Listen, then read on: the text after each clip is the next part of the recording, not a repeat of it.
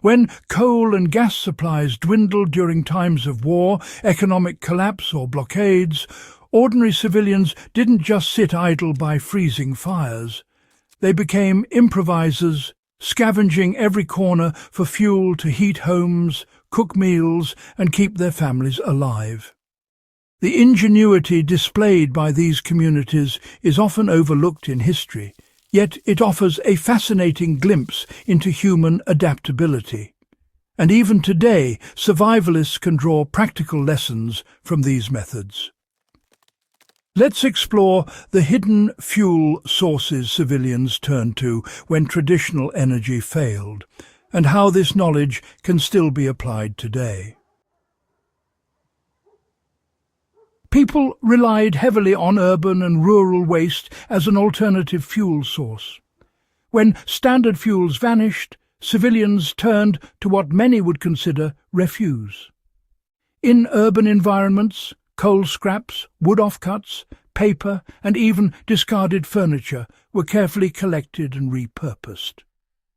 Rural communities often relied on animal dung, which was dried and pressed into cakes to burn steadily for cooking or heating. In some parts of Europe during the World Wars, cities organised fuel brigades where citizens collected organic waste and used it in specially designed stoves. Understanding this practice teaches a critical lesson for modern emergency preparedness. Waste can be a surprisingly efficient energy source if processed correctly. For instance, drying garden clippings and cardboard in a low humidity space transforms them into combustible material, ready for controlled indoor use. Tree bark and roots were more than just obstacles. They were lifelines. When coal was scarce, people learned to exploit every part of a tree. Bark, which was often left behind during lumber processing, could be dried and used for kindling, while the roots of fallen or dead trees provided slow-burning fuel.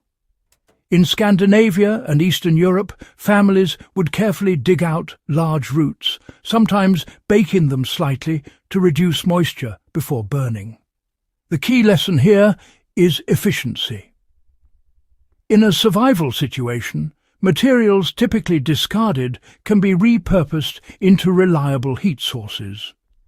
Modern enthusiasts can replicate this method by collecting storm-fallen branches and roots, seasoning them for several months, and storing them as emergency fuel reserves.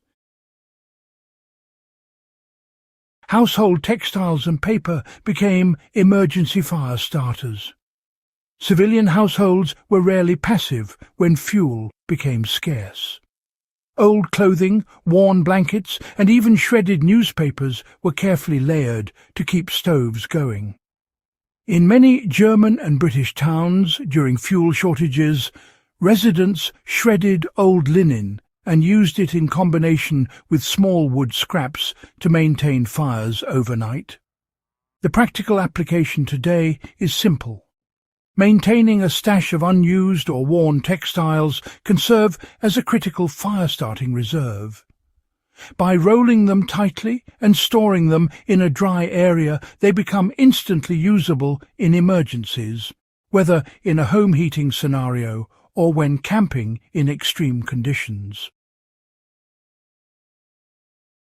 Coal substitutes emerged from peat, sawdust, and even coal dust. Where coal itself was unavailable, substitutes filled the gap. Peat, harvested from bogs and pressed into blocks, was a staple fuel in Ireland and parts of northern England.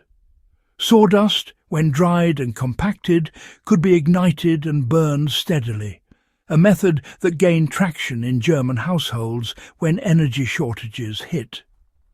Even coal dust, often treated as waste from industrial plants, was pressed into briquettes to provide a slower, smokier burn.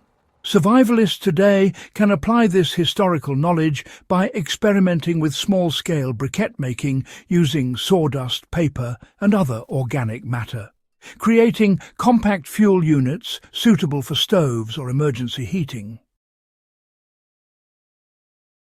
Animal fats and oils were quietly powering civilian homes. Before electric and gas stoves became, absolutely everywhere, households had an intimate understanding of fat-based fuels. Animal fats, tallow, and even leftover cooking oils were used in lamps and small stoves. During times of extreme scarcity, communities would collect leftover grease from butcher shops, rendering it down into usable cooking fuel. Practically, this is a lesson in resource maximization. Keeping excess fats and oils from regular cooking or hunting can provide a supplementary energy source. Even in modern survivalist kits, homemade tallow candles or improvised oil lamps offer warmth and light without relying on commercial fuels. The resourcefulness of civilians during fuel crises wasn't just about survival. It was about ingenuity and community knowledge.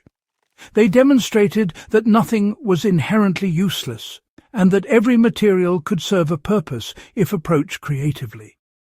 For today's historians and survivalists, this translates into actionable steps: store and season natural combustibles, learn to repurpose household waste, and experiment with alternative briquette or oil fuels.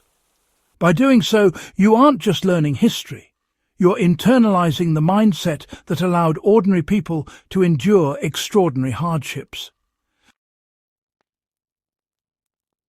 While the methods used in the past were sometimes harsh and smoky, modern adaptations can make them safe and efficient. For instance, indoor stoves designed for biomass fuel can burn wood chips, peat, or compacted paper without toxic smoke. Animal fats can be rendered and stored in airtight containers for controlled lamp use. Urban dwellers can even explore small compost-to-fuel setups, creating a controlled burnable resource from garden waste. Essentially, understanding history is about more than knowledge. It's about translating ingenuity into modern resilience.